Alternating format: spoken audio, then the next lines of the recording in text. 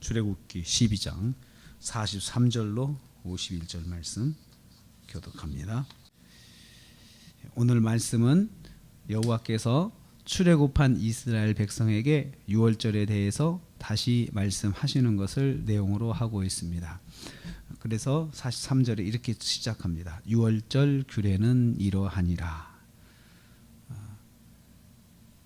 출애굽하기 전에 교육을 하셨거든요. 하셨는데 출애굽을 하자마자 바로 그 다음날 무교병으로 아침 식사를 마친 이스라엘 백성에게 여호와께서 다시 말씀을 하셨습니다. 유월절의 규례에 대해서 다시 말씀하신 것입니다. 재교육입니다.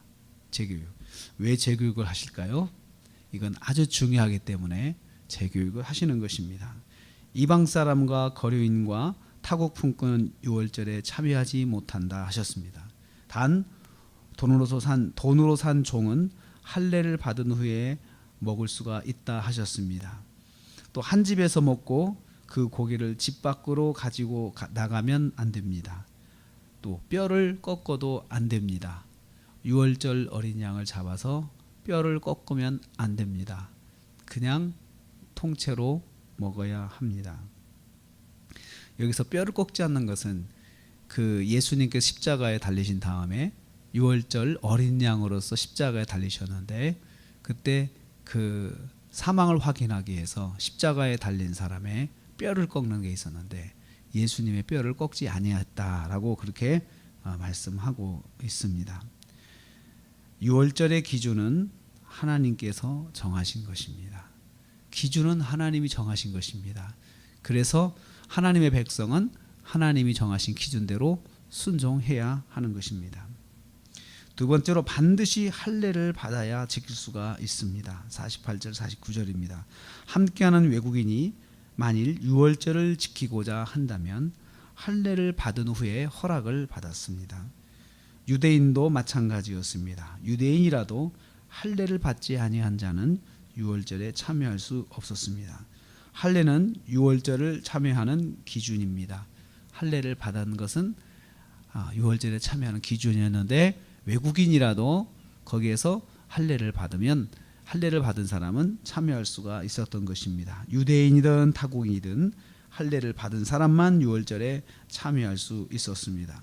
하나님의 백성이라도 여호와의 유월절을 참여하는 자는 반드시 하나님이 정하신 기준대로 할례를 받아야 했습니다.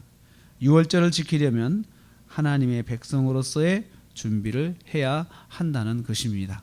하나님의 백성으로서 준비를 해야 유월절에 참여를 할 수 있었습니다. 세 번째로 보면 온 이스라엘이 순종하였다라고 했습니다. 50절 말씀에 온 이스라엘 백성이 여호와께 정하신 명령대로 순종하였습니다. 하나님께서 강조하여 교육하신 것을 잘 받아서 순종하였던 것입니다. 이스라엘 백성의 구원의 날인 유월절은 정확하게 지켜야 했습니다. 그냥 지키는 것이 아니고 지켜도 정확하게 지켜야 했습니다. 하나님은 바르게 지킬 것을 원하셨습니다. 그냥 유월절이나 지키는 것이 아니고 유월절을 지키려면 똑바로 지켜라. 그것이 하나님께서 재교육하신 그런 의미입니다. 유월절을 단순히 지키는 것보다 정확하게 지키는 것을 중요하게 여기시는 것을 알 수가 있습니다. 우리는 이 말씀을 통해서 하나님 말씀에 순종하려면 하나님 말씀대로 정확하게 순종해야 한다는 것을 우리는 깨닫게 됩니다. 중요한 말씀은 재교육하시는 하나님을 여기서 만나게 됩니다. 그래서 하나님께서 우리에게 은혜를 주시는 말씀을 다시 또 주시고 또 다시 주시고 또 그럴 수 있습니다. 그리고 그것은 바로 강조하시는 것입니다. 꼭 그렇게 하라는 것이죠. 또 말씀도 우리가 들었던 말씀 또 듣고 또 들을 수 있습니다. 이것은 강조의 의미에서 또 들을 수 있는 것입니다. 하나님이 원하시는 것은 정확한 순종입니다. 정확한 순종.